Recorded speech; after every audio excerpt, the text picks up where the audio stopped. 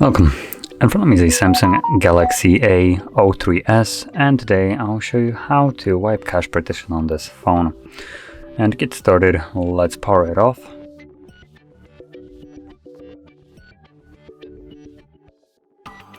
Once the device turns off, hold power key and volume up at the same time, and when you see the Samsung Galaxy logo on the screen, I'll let go of the power key.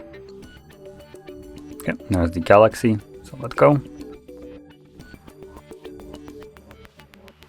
And we're now in the recovery mode.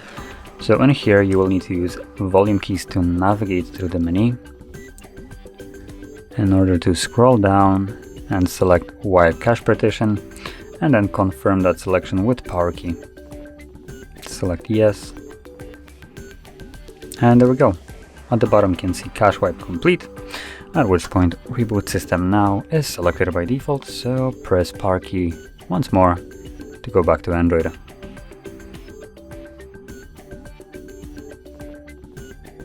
And as you can see, we are now back in Android. So if you found this very helpful, don't forget to hit like, subscribe, and thanks for watching.